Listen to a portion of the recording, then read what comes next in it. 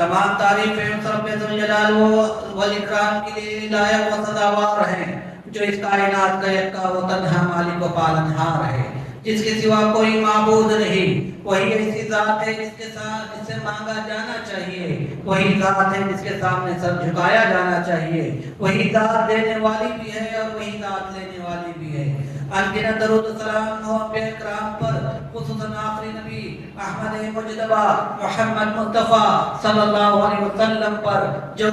آخری نبی ہیں اور جنہوں نے آخری دین ہم تمام کو دیا، اور اسی میں انسانوں کے لیے نجات اور کامیابی ہے۔ حضرات گرامی، اللہ کے نبی صلی اللہ علیہ وسلم نے 13 سال مکہ مکرمہ میں زندگی گزاری، پھر حالات ایسے پیدا ہوئے کہ آپ صلی اللہ علیہ وسلم کو مجبور ہو کر ہجرت کرنا پڑا۔ ہجرت کرنے کے بعد تقریباً 10 سال آپ صلی اللہ علیہ وسلم مدینہ منورہ میں زندگی گزارتے رہے، اور آپ صلی اللہ علیہ وسلم کی زندگی سے میں اور آپ اچھی طرح واقف ہیں۔ جب آپ صلی اللہ علیہ وسلم نے مکے میں دعوت کا اعلان کیا تھا، آپ اکیلے تھے، یکا و تنہا تھے، کھڑے ہوئے اور اللہ کی وحدانیت کا اعلان کیا۔ دوست دشمن بن گئے، رشتہ دار گئے مقابل میں آ گئے، مسائل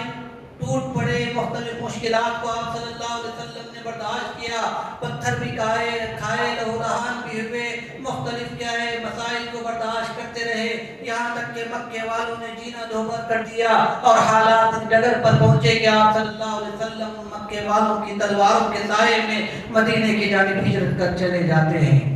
مدینے میں آپ صلی اللہ علیہ وسلم کے 10 سال گزارتے ہیں۔ اللہ تعالیٰ آپ صلی اللہ علیہ وسلم کو عزت سے نوازتا ہے، سربلندی سے نوازتا ہے، اسلام کو مکمل فرماتا ہے، اور دین کے بارے میں پیغام دیتا ہے کہ قیامت تک آنے والے انسانوں کے لیے اگر کوئی دین ہے، کوئی طریقہ ہے، کوئی راستہ ہے، تو وہ صرف اسلام کا ہے، اور اسی میں انسانوں کے لیے کامیابی ہے۔ آپ صلی اللہ علیہ وسلم نے اپنی زندگی میں صرف ایک مرتبہ حج ادا کیا ہے۔ 10ویں ذی قعدہ کو، 10ویں ہجری کے ذی قعدہ کو آپ صلی اللہ علیہ وسلم نے اعلان فرمایا کہ ہم اس مرتبہ حج بیت اللہ کو جا رہے ہیں، جو شریک ہونا چاہے ہمارے ساتھ شریک ہو جائے۔ جب ذی قعدہ میں اعلان ہوا تو مسلمانوں کا سیلاب ہے جو مدینے کی طرف کیا امنڈ پڑا، ہزاروں کی تعداد میں لوگ جمع ہوئے۔ 26 ذی قعدہ کو آپ صلی اللہ علیہ وسلم مدینے سے روانہ ہوتے ہیں۔ آ کر ذوالحلیفہ جہاں احرام باندھا جاتا ہے، وہاں آپ صلی اللہ علیہ وسلم کھڑے ہوتے ہیں، احرام کیا ہے ایک رات قیام کرتے ہیں۔ 27 ذی قعدہ کو آپ صلی اللہ علیہ وسلم کیا ہے وہاں سے روانہ ہوتے ہیں، اور 5 کیا ہے ذی الحج کو مکہ مکرمہ میں آپ صلی اللہ علیہ وسلم داخل ہوتے ہیں۔ حضرت جابر رضی اللہ تعالیٰ عنہ بیان فرماتے ہیں کہ جب آپ صلی اللہ علیہ وسلم کے ساتھ لوگ جا رہے تھے، جدھر دیکھتے انسانوں کا ٹھاٹے مارتا ہوا سمندر تھا، ہر طرف اللہ اکبر لبیک اللہم لبیک کی تکبیریں بلند ہو رہی تھیں، اور پہاڑوں میں اس کی گونج سنائی دے رہی تھی، ہر طرف اللہ کی کیا ہے بڑائی کا اعلان کیا جا رہا تھا۔ اس حالت میں آپ صلی اللہ علیہ وسلم مکہ مکرمہ پہنچتے ہیں۔ حج کو جو لوگ جانتے ہیں آپ کو معلوم ہونا چاہیے کہ حج جو کیا جاتا ہے عام طور پر 3 طریقے کا حج کیا جاتا ہے۔ ایک کو حج تمتع کہتے ہیں۔ حج تمتع یہ ہے کہ میں اور آپ یہاں سے احرام باندھ کر جائیں، جانے کے بعد عمرہ کر لیں، اس کے بعد کیا ہے عمرے سے فارغ ہو کر معمول کپڑوں میں آ جائیں، عمرے کو ختم کر دیں، پھر کیا ہے مینا میں جا کر 8ویں کو پھر سے احرام باندھ کر حج کی نیت کر کے حج شروع کرے۔ یہ حج تمتع ہے۔ ایک حج فرض ہوتا ہے جس میں عمرہ نہیں کیا جاتا، ڈائریکٹ جا کر کیا ہے مینا سے کیا ہے حج کا آغاز کیا جاتا ہے۔ اور ایک حج قران یا قرن جسے کہا جاتا ہے، اس میں یہ ہوتا ہے کہ آدمی جا کر عمرہ کرتا ہے، عمرہ کرنے کے بعد احرام نہیں نکالتا، اسی احرام میں رہتا ہے اور اپنے حج کو کیا ہے کنٹینیو کرتا ہے۔ اللہ کے نبی صلی اللہ علیہ وسلم کا معاملہ یہ تھا کہ آپ نے صحابہ کے لیے، مسلمانوں کے لیے آسانیاں فرمائی۔ آپ نے مسلمانوں کو حکم دیا کہ آپ حج تمتع کو اختیار کریں، احرام نہیں کھول دیں، اپنے سادہ لباس میں آ جائیں، مگر آپ صلی اللہ علیہ وسلم احرام میں موجود رہے، اور آپ صلی اللہ علیہ وسلم نے سلسلے کو کیا ہے جاری کیا، یہاں تک کہ حج کے ایام شروع ہو گئے۔ میں اور آپ جانتے ہیں حج کے اہم ایام میں میدان عرفات کا خطبہ بھی ہے، اسی کے نام پہ یوم عرفہ کا روزہ ہم رکھتے ہیں۔ زوال کے بعد دوپہر کے وقت خطبہ دیا جاتا ہے، اور ہر سال اس سنت کو جاری رکھتے ہوئے خطبہ دیتے ہیں۔ آپ صلی اللہ علیہ وسلم نے اس میدان میں خطبہ دیا اور آنے والے انسانوں کے لیے بھی، مسلمانوں کے لیے بھی بڑی اہم ہدایات آپ صلی اللہ علیہ وسلم نے دی۔ انہیں اسی خطبے کے کچھ نکات آپ کے سامنے رکھنی ہے اور اپنی بات کو ختم کرنی ہے۔ بنیادی بات جو خطبے کے شروع میں فرمائی، خطبے کے درمیان میں فرمائی، خطبے کے آخر میں فرمائی اور صحابہ کرام سے آپ صلی اللہ علیہ وسلم نے گواہی کی، وہ یہ کہ ایک پھر یہ پوچھا کیا میں نے اللہ کے پیغام کو پہنچا دیا؟ 1,00,000 سے زائد صحابہ کرام نے کہا کہ نعم قد بلغت وأديت، ہاں آپ نے اللہ کے پیغام کو پہنچا دیا، اپنا حق ادا کر دیا۔ اللہم اشہد اللہم اشہد، آسمان کی طرف انگلی اٹھائی اور کہا اللہ تو گواہ رہا کہ یہ لوگ کیا گواہی دے رہے ہیں۔ پھر آپ صلی اللہ علیہ وسلم نے بات بتلائی فَلْيُبَلِّغِ الشَّاهِدُ الْغَائِبُ، جو یہاں موجود ہے وہ ان لوگوں تک اللہ کے پیغام کو پہنچا دے جو یہاں موجود نہیں ہے، جو یہاں پایا جاتا ہے، جو اللہ کے نبی کی باتوں کو سن رہا ہے، جو اللہ کی باتوں، اللہ کے نبی کی باتوں سے واقفیت رکھتا ہے، اسے چاہیے کہ ان لوگوں تک اللہ کی باتوں کو پہنچا دے جو یہاں موجود نہیں ہے۔ حضرات گرامی، مدینہ منورہ جائیے، کعبۃ اللہ کو جائیے، مکہ مکرمہ، یہاں دو بڑے قبرستان پائے جاتے ہیں، جنت المعلی اور جنت البقیع۔ تجزیہ یہ بتاتا ہے کہ یہ 1,00,000 صحابہ کرام کی حجۃ الوداع کے موقع پر جو تعداد بتائی گئی تھی، 10,000 کے قریب صحابہ کی قبریں وہاں ملتی ہیں، اور باقی تمام صحابہ کرام پوری دنیا میں پھیل گئے۔ اور ہندوستان کے سلسلے میں بھی کہا جاتا ہے کہ صحابہ کرام کی جماعت آئی تھی، اور بعض لوگوں کا کہنا یہ ہے کہ تابعین کی جماعت آئی تھی۔ بہرحال آپ صلی اللہ علیہ وسلم کے اس پیغام کو لے کر کہ اللہ کے دین کی باتیں پورے انسانوں تک پہنچنی چاہیے، ہر انسان تک اللہ کی باتیں پہنچنی چاہیے، صحابہ کرام نے اپنے کیا ہے عقد کیا، اور صحابہ کرام کیا ہے پوری دنیا میں تبلیغ کے لیے نکل کھڑے ہوئے، اور اس وقت سلسلہ آج تک کسی نہ کسی شکل میں جاری ہے کہ ان لوگوں تک اللہ کی بات پہنچانے کی کوشش کی جا رہی ہے جو اللہ سے ناواقف ہیں، اللہ کو نہیں جانتے۔ تو بنیادی بات یہ بتلائی کہ ہر مسلمان کی یہ ذمہ داری بنتی ہے کہ وہ اللہ کی باتوں کی تبلیغ کرے۔ آپ صلی اللہ علیہ وسلم نے فرمایا لا نبی بعدی، اسی خطبے میں فرمایا کہ میرے بعد کوئی پیغمبر نہیں آئے گا، میرے بعد کوئی کتاب نہیں آئے گی، یہ آخری دین ہے، یہ آخری پیغام ہے، لہذا امت مسلمہ کی ذمہ داری ہے کہ وہ اپنا یہ فرض سمجھے کہ اللہ کے دین کو تمام انسانوں تک پہنچائے۔ آج مسلمانوں کا المیہ یہ ہے، مسلمانوں کی ٹریجڈی یہ ہے کہ جتنی ہماری منصوبہ بندی ہوتی ہے، پلاننگ ہوتی ہے، کوشش ہوتی ہے، صرف اس لیے کہ میں مسلمان ہوں اور ایک مسلمان تک پہنچ دوں اور اسے نماز و روزے کا پابند بنا دوں، کچھ دین کی باتوں سے اسے واقف کرا دوں۔ اللہ کے وہ بندے جو اللہ کو نہیں جانتے، جنہیں معلوم نہیں کہ رسول کون ہے، جو یہ نہیں جانتے کہ مرنے کے بعد اللہ کے روبرو جانا ہے، ان تک پیغام پہنچانے، ان تک اللہ کی باتوں کو پہنچانے کا کوئی منصوبہ ہمارے پاس نہیں ہے، کوئی پروگرام نہیں ہے، اس سلسلے میں ملت سنجیدہ نہیں ہے، اللہ یہ کہ کچھ لوگ ہیں، کچھ جماعتیں اس سلسلے میں کوشش کر رہے ہیں، مگر ملت کا ٹوٹلی رویہ یہ ہے کہ ہم یہ سمجھ بیٹھے ہیں کہ دین کی تبلیغ نہیں کرنی ہے۔ تو آپ صلی اللہ علیہ وسلم نے بنیادی نقطہ یہ بیان کیا، پھر آگے بڑھی آپ صلی اللہ علیہ وسلم نے فرمایا ایھا الناس، اے لوگو انما المؤمنون اخوہ، جان لو کہ تمام مسلمان آپس میں بھائی بھائی ہیں، چاہے وہ عرب کا ہو گیا جم کا، چاہے مشرق کا ہو گیا مغرب کا، چاہے جاپان کا ہو گیا ہندوستان کا مسلمان ہے تو وہ بھائی ہے۔ وَلَا يَحِلُّ لِامْرِئٍ مَالَ أَخِيهِ إِلَّا مِنْ طِيبِ نَفْسِهِ مِنْهُ، کسی مسلمان کا مال کسی کے لیے کسی صورت میں جائز نہیں ہے، کسی مسلمان کا مال کوئی مسلمان ناحق طریقے سے نہیں کھا سکتا، الا من طیب نفس اخیہ، مگر یہ کہ میں شرح صدر کے ساتھ کسی کو کھلا دوں، کوئی مسلمان بھائی کسی اپنے مسلمان بھائی کو دے دے، کوئی مسلمان بھائی کسی مسلمان بھائی کو نواز دے، مدد کر دے، کھانے میں شریک کر لے، اس کی مدد کرے، یہ جائز ہے، مگر ظلم کے طریقے سے، ظلم و زبردستی کے ذریعے، دھوکہ دہی کے ذریعے اور مختلف طریقے سے یہ جائز نہیں ہے کہ کوئی مسلمان کسی مسلمان کا مال حرام کرے، اسی خطبے میں اللہ کے نبی صلی اللہ علیہ وسلم نے اور ایک جگہ یہ بات دہرائی، ان دماءکم و اموالکم حرام علیکم، لوگوں تمہارے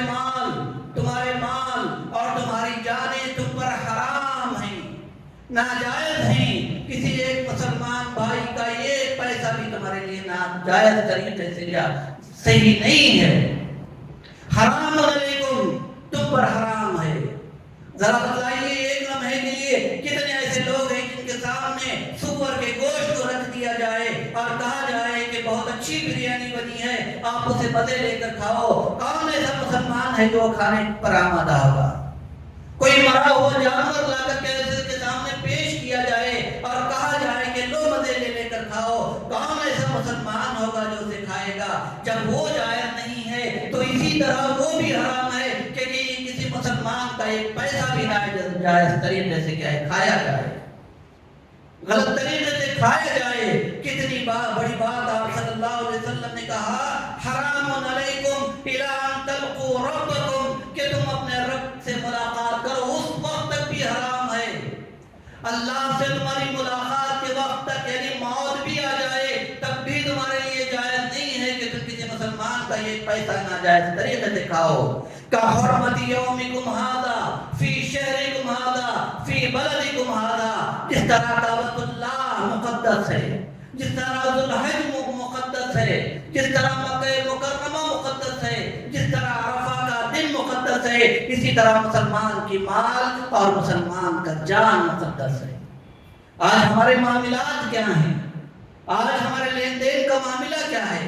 آج ہمارے قرض کی صورتحال کیا ہے؟ بہت زیادہ تبصرہ نہیں کروں گا، بس ایک بات آپ کے سامنے عرض کر دوں، کس انداز سے اسے سوچتے ہیں آپ سوچئے۔ خطاب کی شکایت ہے کہ گزشتہ بقرعید میں جو قربانیاں اس نے کی تھی آج تک اس کی رقم ادا نہیں ہوئی،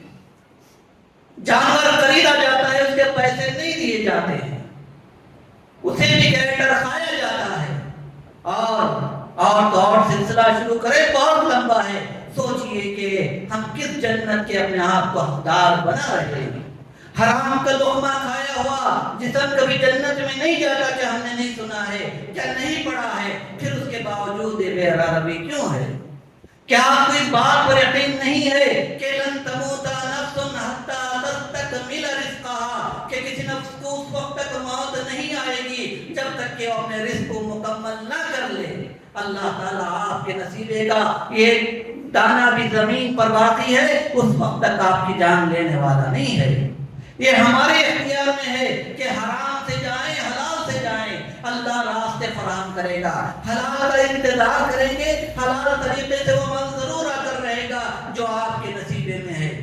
پھر حضرات گرامی آپ صلی اللہ علیہ وسلم نے آگے فرمایا، عورتوں کے بارے میں آپ صلی اللہ علیہ وسلم نے تعلیم دی، اچھی طرح سن لیجئے۔ کہا یا ایھا الناس ان نساءکم علیکم حقا، لوگوں تمہاری عورتوں کا تم پر حق ہے، وَلَكُمْ عَلَيْهِنَّ حَقًّا، اور ان کا تم پر حق ہے، إِلَّا أَن يُؤْتِينَ فَرْشَكُمْ غَيْرَكُمْ، مگر یہ کہ وہ بستر کو غلط طریقے سے استعمال کریں تب وہ حق ثابت ہو جاتا ہے۔ وَلَا يَدْخُلْنَ بُيُوتَكُمْ أَحَدًا تَكْرَهُونَهُ بُيُوتَكُمْ إِلَّا بِإِذْنِكُمْ، اور کسی عورت کے لیے بات کی اجازت نہیں ہے، عورتیں بھی سن لیں کہ کسی عورت کو اس بات کی اجازت نہیں ہے کہ گھر میں کسی ایسے مرد کو داخلہ دیں جسے شوہر ناپسند کرتا ہو، جس سے ملاقات کو شوہر ناپسند کرتا ہو، جس سے گفتگو کو شوہر ناپسند کرتا ہو، تو کہا گیا کہ ایسی عورتوں کے لیے جائز نہیں ہے کہ کسی اس آدمی کو اپنے گھر میں داخلہ دیں جس کا آنا جانا شوہر ناپسند کرتا ہو۔ وَلَا يَأْتِينَ بِفَاحِشَةٍ، اور یہ حق ہے عورتوں کا کہ وہ بے حیائی کو نہ اختیار کریں، گری ہوئی حرکتیں نہ کریں، فحش کام کو نہ کریں۔ فَإِذَا فَعَلْنَ ذَلِكَ، اگر وہ کام کرتی ہیں، فَإِنَّ اللَّهَ أَذِنَ لَكُمْ، تب اللہ نے تمہیں اجازت دی ہے، أَن تَهْجُرُوهُنَّ، چاہے تو تم انہیں چھوڑ دو، أَن تَهْجُرُوهُنَّ فِي الْمَضَاجِعِ، کہا پہلی بات یہ کہ بستروں سے انہیں الگ کر دو، وَتَضْرِبُوهُنَّ ضَرْبًا غَيْرَ مُبَرِّحٍ، اور ایسی کیا ہے مار لگاؤ جس میں زخم نہ آتا ہو، مارنے کی مارنے کی اجازت عام نہیں ہے، صرف فحش کا کوئی ارتکاب ہوتا ہو، بے حیائی کا کوئی کام ہوتا ہو، تب یہ اجازت چاہے رکھی ہے۔ فَإِنْ أَطَعْنَكُمْ، اگر وہ تمہاری بات مان لیتے ہیں، اگر وہ تمہاری اطاعت و فرمانبرداری کرتے ہیں، فَعَلَيْكُمْ رِزْقُهُنَّ وَكِسْوَتُهُنَّ بِالْمَعْرُوفِ، تو تم پر ضروری ہے کہ ان کے کھان پان کا تم بندوبست کرو، ان کے لباس اور ان کے سائے کا تم بندوبست کرو۔ یہ مردوں پر ذمہ داری ڈالی گئی ہے کہ عورتوں کے سلسلے میں اس چیز کو اختیار کریں۔ فَاتَّقُوا اللَّهَ فِي النِّسَاءِ، فَاتَّقُوا اللَّهَ فِي النِّسَاءِ، عورتوں کے بارے میں اللہ سے ڈرو۔ آپ صلی اللہ علیہ وسلم نے فرمایا کمزور سمجھ کر ان پر ظلم نہ ڈھاؤ کہ قیامت کے دن پوچھا جائے گا۔ اللہ سے ان کے بارے میں ڈرتے رہو۔ وَاسْتَوْصُوهُنَّ خَيْرًا، اور یہ فرمایا کہ ان کے ساتھ بھلائی کا معاملہ کرو۔ پھر اللہ کے نبی صلی اللہ علیہ وسلم نے اس خطبے میں فرمایا قَدْ قَسَمَ لِكُلِّ وَارِثٍ نَصِيبَهُ مِنَ الْمِيرَاثِ، لوگوں اللہ تعالیٰ نے میراث کو تقسیم کر رکھی ہے، ہر وارث کا حق بتا دیا ہے، بیٹے کو کتنا ملے گا، بیٹے کو کتنا ملے گا، بیوی کو کتنا ملے گا، ماں باپ ہیں تو کتنا ملے گا۔ ذمہ داری بنتی ہے کہ سب کا برابر حق ادا کیا جائے۔ اور دوسری بات بتلائی کسی وارث کے لیے جائز نہیں ہے کہ وہ اپنے کسی شخص کے لیے جائز نہیں ہے کہ اپنے وارث کے حق میں وہ وصیت کرے۔ یعنی باپ مر رہا ہے، باپ کے لیے جائز نہیں ہے بیٹے کے لیے، بیٹی کے لیے، بیوی کے لیے، ماں باپ کے لیے وصیت کرے۔ کیوں؟ اس لیے کہ شریعت نے ان کا حق مقرر کر رکھا ہے، شریعت نے ان کا حق مقرر کر رکھا ہے۔ پھر آگے بتلایا کہ مرنے والا بچوں سے ناراض ہے، بیوی سے ناراض ہے، اوروں سے ناراض ہے، تو کیا اپنے مال کو خیرات میں کر دے؟ فرمایا نہیں، ایک ثلث کی وصیت کر سکتا ہے، چاہے وہ کتنا بھی ناراض ہو، 1/3 حصے کی وہ وصیت کر سکتا ہے، اس سے زیادہ کی وصیت نہیں کر سکتا۔ وصیت یہ ہے کہ یہ کہہ دے کہ یہ حصہ فلاں کو دیا جائے۔ ایک مسئلہ ہمارے درمیان اٹھتا ہے کہ دادا موجود ہے،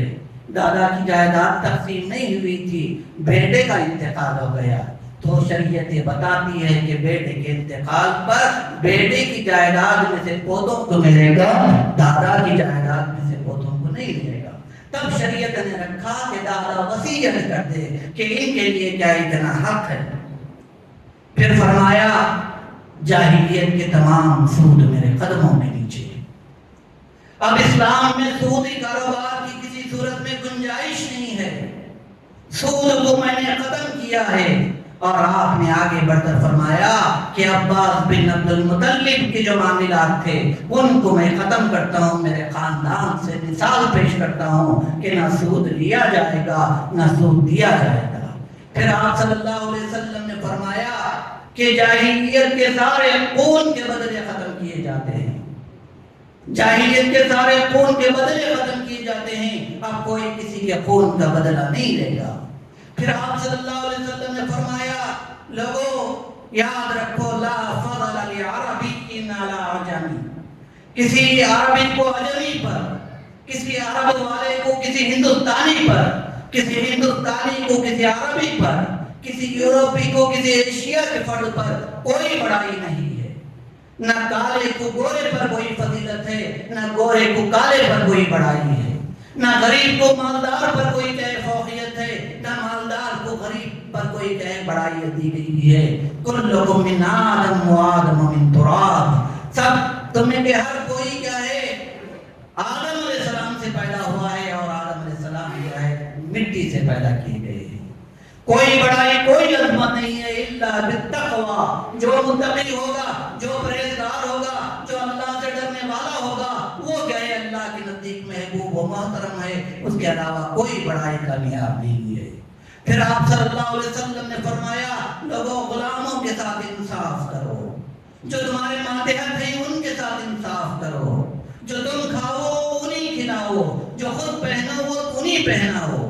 پھر آپ صلی اللہ علیہ وسلم نے فرمایا کہ لوگوں میں تمہارے درمیان 2 چیزیں چھوڑے جا رہا ہوں، لن تضلوا ما تمسکتم بہما کتاب اللہ و سنتی، کہ اللہ کی کتاب ہے اور میری سنت ہے جو تمہارے درمیان چھوڑے جا رہا ہوں، اسے تھامے رکھنا، کبھی غلط کیا طریقے پر نہیں جاؤ گے۔ پھر آپ صلی اللہ علیہ وسلم نے فرمایا، بیت اللہ کا ذکر کرتے ہوئے فرمایا کہ شیطان اس بات سے مایوس ہو چکا ہے کہ آئندہ کبھی وہاں شرک کیا جائے گا۔ شیطان مایوس ہو چکا ہے کہ وہاں شرک کیا جائے گا۔ ہاں البتہ ریاکاری کے ذریعے، جھگڑوں کے ذریعے، مختلف طریقے سے تمہارے اعمال کو ضائع کرنے کی کوشش کرے گا اور وہ خوش ہو جائے گا۔ پھر آپ صلی اللہ علیہ وسلم نے فرمایا کہ لوگوں، تم پر نماز فرض کی گئی ہے، نماز کی پابندی کرنا، نماز کی پابندی کرنا، روزے رکھنا، فرائض کو ادا کرنا، میری اطاعت کرنا۔ آپ صلی اللہ علیہ وسلم نے کہا میری اطاعت کرنا، اللہ کی جنت میں داخل ہو جاؤ گے، اللہ کی جنت میں داخل ہو جاؤ گے اگر تم اسلام کے احکامات کی پابندی کرنے والے بنو گے۔ پھر آپ صلی اللہ علیہ وسلم نے فرمایا کہ لوگوں، اگر تم پر کوئی ایسا آدمی سردار بنا دیا جائے جو کالا کلوٹا ہے، نٹا ہے، حبشی ہے، غلام کا بیٹا ہے، مگر وہ اللہ کی کتاب کے مطابق تمہیں لے چلتا ہے، تو اس کی اطاعت کرنا، اس کی بات ماننا، یعنی ذمہ داروں کی بات ماننے کا حکم دیا گیا کہ اسی کے ذریعے کوئی قوم آگے بڑھتی ہے۔ حجۃ الوداع میں یہ باتیں آپ صلی اللہ علیہ وسلم نے رکھی، ساتھ ساتھ یہ بھی بتلایا لوگوں حج کے مسائل پوچھ لو، حج کے مسائل پوچھ لو، مجھے معلوم نہیں کہ آئندہ سال میں تمہارے ساتھ حج کر سکوں گا۔ بہرحال یہ خطبہ دیا، خطبہ دینے کے بعد آپ صلی اللہ علیہ وسلم کیا ہے وہاں سے پھر اس کے بعد ظہر اور عصر کی نماز پڑھی، اور پڑھنے کے بعد دعا و زاری میں مشغول ہوئے۔ پھر اس کے بعد حج ختم کرنے کے بعد واپس آئے، تب اللہ تعالیٰ نے ایک آیت نازل کی، الیوم اکملت لکم دینکم، لوگوں تمہارے لیے اللہ تعالیٰ نے دین کو مکمل کر دیا ہے۔ مکمل کا مطلب یہ ہے کہ نہ آپ یہ کوئی چیز اس میں سے نکال سکتے ہیں، نہ کوئی چیز زیادہ کر سکتے ہیں۔ پھر دوسری بات یہ بتلائی، الیوم اکملت لکم دینکم واتممت علیکم نعمتی، میری نعمت کو تم پر پورا کر دیا۔ اللہ کی سب سے بڑا انعام، سب سے بڑی نعمت دین اسلام ہے،